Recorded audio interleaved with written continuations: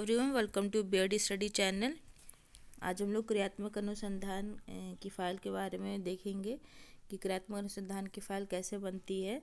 तो सबसे पहले आपको यहाँ पे क्रियात्मक अनुसंधान के बारे में लिखना है। क्रियात्मक अनुसंधान के बारे में आप लिखेंगे, फिर उसकी परिभाषा लिखेंगे। ठीक है। क्रियात्मक अनुसंधान बेसिकली होता क्या है कि आपको किसी स्कूल में टीचिंग करने के लिए वो कॉलेज वो या स्कूल दिया गया हुआ है, तो वहाँ पे आपने जो समस्या देखी है बच्चों में, आपके मोटी सब्जेक्ट से रिलेटेड या फिर ज़रूरी नहीं है मोटी सब्जेक्ट से रिलेटेड हो, ये डिसिप्लिन की भी हो सकती है ना। ऐसी कोई समस्या देखी है बच्चों में आपने कि बच्चा चुप रहता है, बोलता नहीं है ज़्यादा, उसको सब्जेक्ट में इंटरेस्ट नहीं है ना। तो इस तरीके से उस समस्या को दूर करने के उपाय क्रियात्मक अनुसंधान में लिए जाते हैं। उसको क्रियात्मक अनुसंधान पूरा कहते हैं, एक्शन रिसर्च कहते हैं, है ना। तो यहाँ पे फिर आपको क्रियात्मक अनुसंधान के बारे में लिखने के बाद आपको उसके उद्देश्य लिखने होंगे। जैसे कि यहाँ पे उद्देश्य लिखे हुए हैं, पॉइंट्स में लिखिएगा तो ज़्यादा सही रहेगा। उद्देश्य लिखने के बाद आप यहाँ पे क्रियात्मक अनुसंधान के क्षेत्र लिखेंगे, कहाँ कहाँ पे यूज़ होता है ना, कहाँ कहाँ पे हम इसको यूज़ कर सकते हैं क्रियात्मक अनुसंधान को। ठीक है। क्षेत्र लिखने के बाद यहाँ पे इस तरीके से आप क्षेत्र लिखेंगे, क्योंकि ये बहुत ही वास्ट है, बहुत ही बड़ा इसका क्षेत्र है। तो इस तरीके से यहाँ पे आप क्षेत्र लिखेंगे कि अनुपस्थिति जैसे समस्या होने के कारण परीक्षा में आकलन के दौरान विद्यार्थियों में नकल की समस्या हेतु यह अनुसंधान महत्वपूर्ण है ना। कई तरीके से महत्वपूर्ण है। बच्चे गलतियाँ बहुत करते हैं, उच्चारण नहीं कर पाते हैं, इंटरेस्ट नहीं लेते हैं, डिसिप्लिन वे में नहीं रहते हैं, है ना, बातचीत नहीं करते हैं, सोशल नहीं है, अपने पीयर ग्रुप से बात नहीं करते हैं, दोस्तों से बात नहीं करते, क्लासमेट से बात नहीं करते हैं। तो इन सब तरीक़ों से, इन सब क्षेत्रों में क्रियात्मक अनुसंधान का यूज़ किया जा सकता है। फिर क्रियात्मक अनुसंधान के चरण कौन कौन से हैं? समस्या को ज्ञात करना, समस्या को परिभाषित करना सबसे पहले, ठीक है। फिर समस्या का सीमा निर्धारण करना। इस तरीके से ये यहाँ पे क्रियात्मक अनुसंधान के चरण लिखे जाएंगे। फिर यहाँ पे नेक्स्ट पॉइंट आप लिखेंगे समस्या के कारणों की व्याख्या करना, कि जो है जो कारण है उनकी सबसे पहले हम जानेंगे तो उनकी व्याख्या तो करेंगे। फिर परिकल्पना हम बनाएंगे, हाइपोथेसिस बनाएंगे। फिर क्रियात्मक परिकल्पना की जांच का विकल्प बनाना। तो जो हमने परिकल्पना बनाई है, जो हमने सोचा है ना, उस सोच पे ये हम कहाँ तक के खरे उतर पा रहे हैं, हमारी जांच कहाँ तक की फिट बैठ रही है ना, फिर वो लिखेंगे। फिर क्रियात्मक अभिकल्प को का निष्कर्ष लिखेंगे कि निष्कर्ष क्या निकल करके आया है। फिर परिणामों का नवीन परिस्थिति में उपयोग करेंगे, जो परिणाम निकल करके आए हैं उनको हम नई परिस्थिति में किस तरीके से उपयोग कर सकते हैं। फिर संदर्भ ग्रंथ सूची प्रयोग लिखेंगे। ठीक है। इस तरीके से यहाँ पे पॉइंट्स आपको चरण में लिखने होंगे। ठीक। फिर यहाँ पे क्रियात्मक अनुसंधान के लाभ लिखेंगे, किस तरीके से ये हमें लाभान्वित करती है ना। कि बच्चों में अगर अनुपस्थिति की कोई समस्या है या बच्चों में इंटरेस्ट नहीं है ना, कोई ऐसी तात्कालिक समस्या है या कार्य प्रणाली में सुधार प्रभाव की समस्या है ना, तो उसको हम चेंज कर सकते हैं, उसमें हम चेंजेस ला सकते हैं। तो यहाँ पे इस तरीके से आप क्रियात्मक अनुसंधान के लाभ लिखेंगे। फिर क्रियात्मक अनुसंधान की सीमाएं, लिमिटेशंस कहाँ कहाँ तक की है, ठीक है, कहाँ कहाँ तक की इसको यूज़ कर सकते हैं वो आप लिखेंगे। ठीक। क्रियात्मक अनुसंधान की सीमाएं में लिखेंगे, लिमिटेशंस में लिखेंगे। फिर क्रियात्मक अनुसंधान की प्रयोगात्मक योजना लिखेंगे। फिर सबसे पहले यहाँ पे शोध विषय का निष्कर्ष लिखेंगे। सबसे पहले ये समस्या को लिखेंगे आप, है ना। यहाँ पे समस्या को लिखेंगे, जैसे कि यहाँ पे लिखा गया है कक्षा 8 के छात्र छात्राओं को गणित विषय के अंतर्गत गणना को ठीक प्रकार से ना कर पाने की समस्या है। ठीक है। तो यहाँ पर सबसे पहले यहाँ पे आपको समस्या लिखनी है। डिसिप्लिन की हो सकती है, बच्चे का सब्जेक्ट में इंटरेस्ट नहीं है, बच्चा क्वेश्चन नहीं पूछता है ना, उसको समझ में नहीं आता है, कोई भी समस्या हो सकती है। वो सबसे पहले आप समस्या लिखेंगे कि आपकी समस्या है कौन सी। फिर अनुसंधानकर्ता का नाम, मतलब खुद का नाम आप लिखेंगे, विद्यालय का नाम, आप जिस विद्यालय में आप गए हैं टीचिंग करने के लिए, तो वहाँ पे आपने किस विद्यालय में समस्या देखी है। फिर क्रियात्मक अनुसंधान की पृष्ठभूमि देखेंगे कि सबसे पहले आपने इसकी पृष्ठभूमि कहाँ पर आपको ये दिखाई दी थी, है ना, आपको कैसे पता चली थी। फिर इस तरीके से योजना का उद्देश्य लिखेंगे कि योजना, ये जो आपने योजना बना रहे हैं ना, इस समस्या को दूर करने के लिए योजना जो बना रहे हैं उसका उद्देश्य मेन क्या है ना, वो उद्देश्य आप लिखेंगे। जैसे कि यहाँ पे लिखा हुआ, छात्र छात्राओं में गणित पढ़ने की रुचि उत्पन्न करना, छात्र छात्राओं में गणित के चिन्हों का अर्थ समझने की योग्यता का विकास करना। तो इस तरीके से यहाँ पे आप इसका उद्देश्य लिखेंगे। फिर यहाँ पे विद्यालय के लिए क्रियात्मक अनुसंधान योजना का महत्व, कि क्रियात्मक अनुसंधान जो योजना हम बना रहे हैं उसका महत्व कितना है कॉलेज में, है ना, कि जो आपकी समस्या ये जो स्कूल से निकल करके आई है, स्कूल में निकली है किसी एक स्पेसिफिक क्लास में, है ना, तो उसको दूर करने के लिए एक्शन रिसर्च कितना महत्वपूर्ण है, कितना यूज़फुल है, वो आप लिखेंगे। इस तरीके से यहाँ पे आप लिखेंगे कि जैसे कि गणित, यहाँ पे इसमें गणित क्या दिया गया हुआ, तो इससे क्या हो सकता है कि बच्चा जोड़ घटाना, गुणा भाग ये सब प्रयोग करना सीख जाएगा, है ना, अंकों के स्थानीय मान को सीख जाएगा, ठीक है, अंकों को सीख सकेगा कि कौन कौन से कैसे किस तरीके से अंक हैं वो सीख सकेगा, ठीक। फिर समस्या का क्षेत्र आप लिखेंगे कि क्षेत्र कहाँ तक की है, किस तरीके से क्षेत्र को दूर किया जा सकता है। फिर समस्या का सीमा निर्धारण करेंगे कि कौन सी समस्या थी और किस क्लास में थी और किस स्कूल में थी, है ना, किस सेक्शन में थी, वो निर्धारण करेंगे। फिर समस्या के कारणों का विश्लेषण करेंगे कि कौन कौन से विश्लेषण हैं, उनका विश्लेषण आप यहाँ पर करेंगे।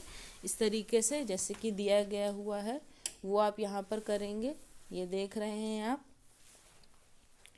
फिर प्रश्नावली बनाएंगे, फिर प्रश्न बनाएंगे, प्रश्न उत्तर बनाएंगे।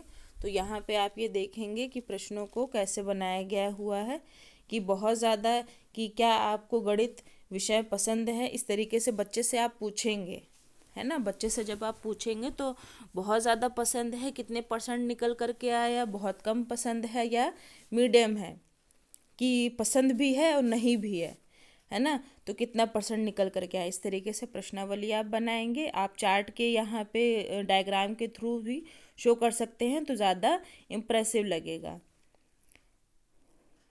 ठीक है। फिर नेक्स्ट में भी आप इस तरीके से क्वेश्चन बनाएंगे।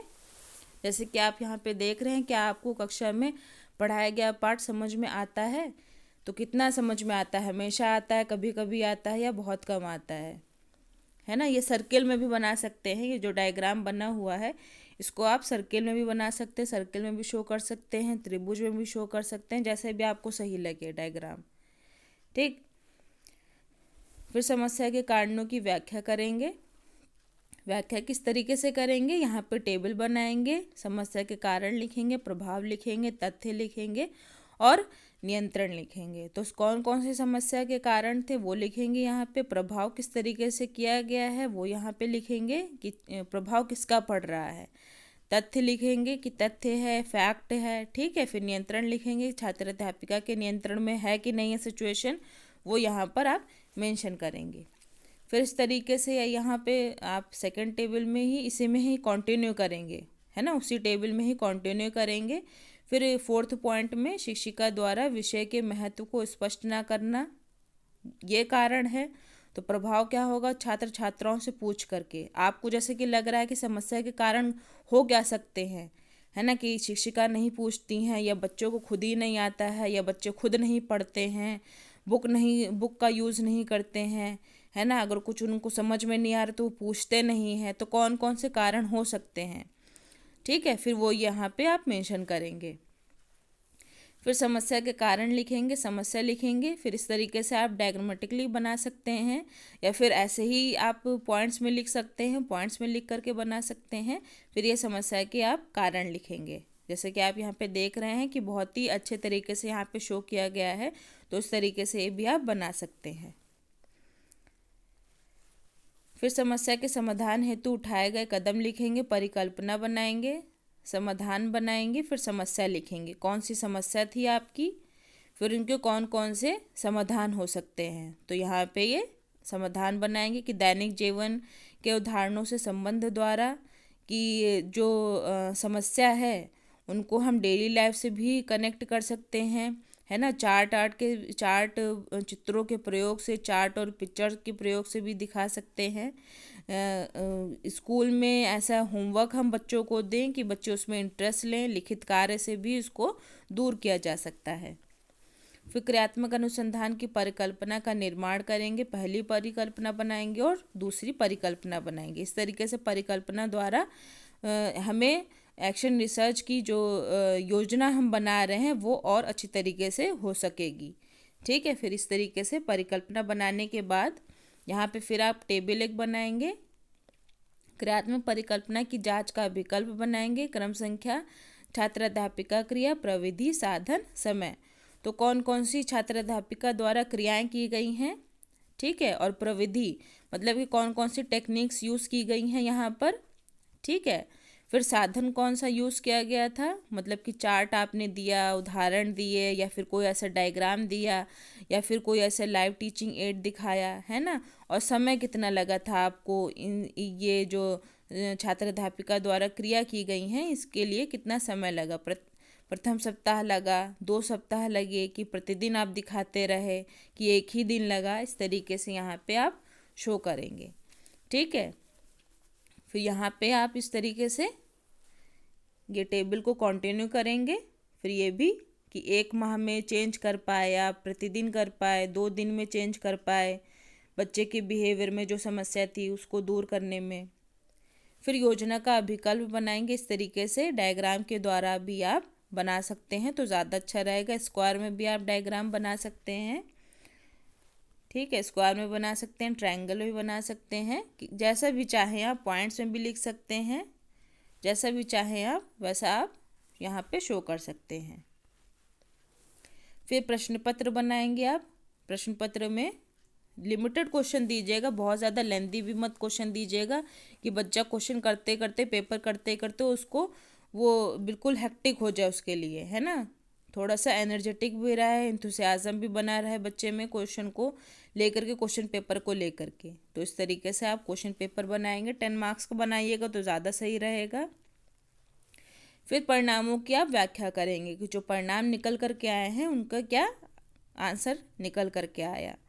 ठीक है, फिर इस तरीके से आप परिणामों की व्याख्या करेंगे कि आपने क्वेश्चन पेपर बनाया था, है ना। क्वेश्चन पेपर में इस तरीके से क्वेश्चंस दिए थे जो आपने किया हुआ है।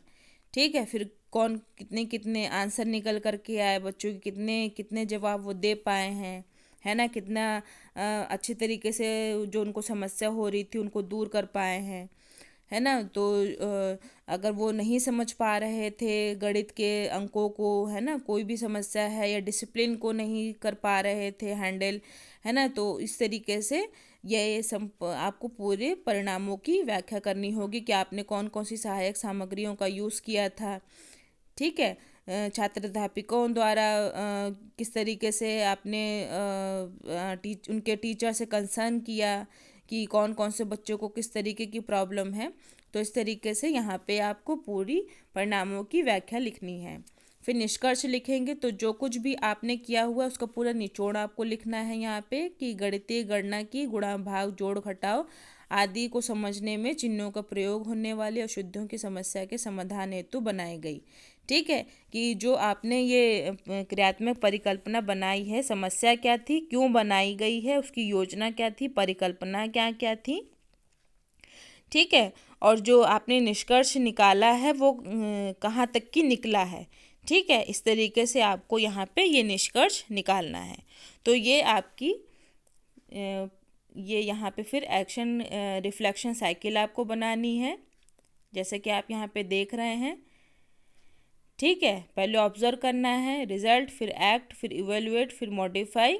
फिर इस तरीके से यहाँ पे आपको ये पूरी साइकिल बनानी है।